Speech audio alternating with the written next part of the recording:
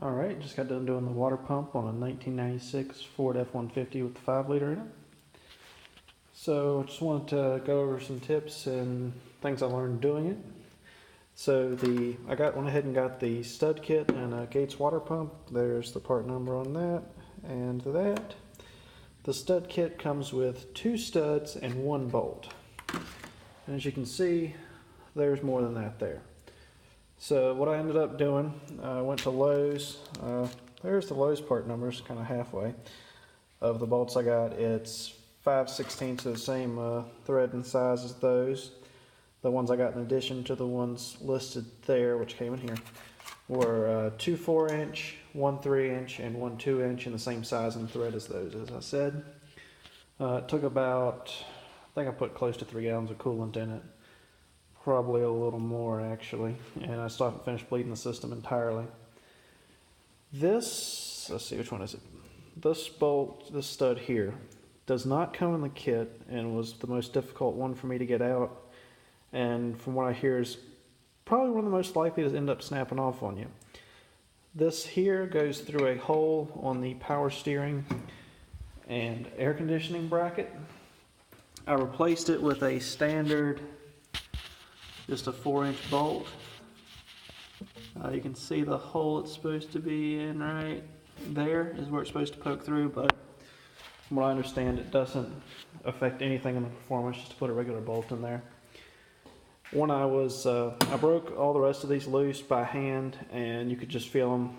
Got pretty lucky, they broke loose fairly good on this one. However, this one, when I started turning it, I could feel it was just starting to twist the bolt off.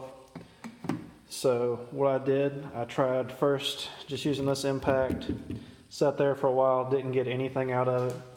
Tried turning it by hand a little bit more. I tried heating it up at this point already as well, and just wasn't getting anywhere.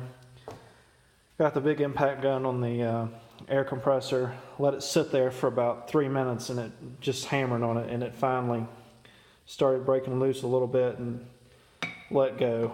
I was about to give up on that and just turn it till it broke off and see where that got me, but came out of there smoking. So just have a little faith in it, give it a chance to break loose, maybe you'll get lucky.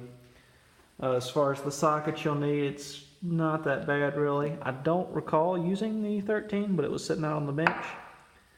The 14, 15, 16, should have those in deep well. You're going to have the 16 deep well for the studs, the 15 and the 14. 14 is for, I think it's for these bolts. I thought it was for these bolts. I think this is for the new ones and the new bolts you got from Lowe's, as well as the studs. Anyway, they are used somewhere. So you do have to have the deep wells for the studs. Same sizes, and shallow are nice. It's just 3/8 drive down there. Same here, it's just a 16. It was, because I use the 16, I have a smaller drive in my torque wrench that goes below 20 foot-pounds. Breaker bar, and this is the size for your bolts on the fan, battery terminal, and that's the size I have holding the fan shroud on. That's not necessarily right. Extension, this wasn't what I used, but you need something to scrape the gasket off. Remove your clamps, again with the clamps, and a couple wrenches and a torque wrench. Use some WD-40 to soak down the old gasket. I went ahead and replaced the bypass hose, or whatever you want to call it there. Definitely need drip pans, rags, gloves, all that normal stuff, very useful. So, little thing you might forget, you'll need to pick up some clips to hold this on. First thing we'll take off, jack handle here, upper radiator hose, fan shroud come off at the same time. I unbolted my fan first, pulled it forward into the fan shroud, and then picked the whole thing up out of there. After that, take the belt off, take the 3 bolts out of the power steering and air conditioning bracket. You can see them there.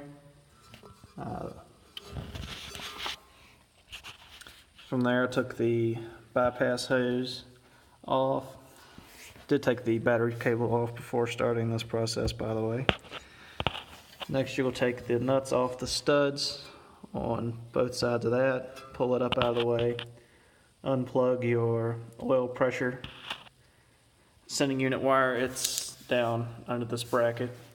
Did not remove anything, any clips or wires or anything off of this assembly still in the bracket. I just took a bungee cord from the bottom of the bracket and hooked it over that. That kept it out of the way. Wasn't the greatest, but it did what we needed it to do. To get to the bolts, the bolt that's behind this pulley, I just had to hold the 15 millimeter, which is what you need to get the tension off the belt. Held it back there, taking it off, putting it on. I managed to get a wrench back in there and get it on. I think that's about the worst. I think that's about all the tips I can really think of offhand. Like I said, it wasn't too bad. I spread it out over like 3 days with school and studying and stuff, but and this is the gasket sealer I used on it. I think it probably took me all of 4-ish hours. Probably would have went faster if it was all been done smoothly and got everything ahead of time, but wasn't really in a hurry. Never done a water pump before, so I don't think it's too terribly bad, but you know, if it's the first time you've done it, you may want to consider the fact that it's going to take you a little while. Like I said, it's something you can definitely accomplish. Sorry, I didn't really get a comprehensive video of doing it, but I just wanted to give you some tips with like the using the impact gun to get those bolts out of there and that sort of thing. It is a little tight down in there yet, but I did not have to remove the radiator. Did not remove the alternator. I thought I was going to have to pull this bolt out to get the coolant hose off of there, but if you just take the clamp loose off of that and slide it back up, and I just pulled the water pump out that way, so the hose came off as the water pump went out, and it went back on as the water pump went back in. That way I didn't have to touch any of that. I don't think you can do anything to avoid spilling some coolant on this one, so make sure you got some drip pans and some rags and everything. Try and get as much out of the system as you can before you start. Alright, yeah, don't think I have anything else I can really share on this one. Hope you found this at least mildly helpful. Like I said, I can't really do a good active video of assembling it and disassembling it because of how long it's taking me to get stuff done right now. Try and get some better quality videos up soon when I have a little bit more of a break after exams. Y'all have a nice evening.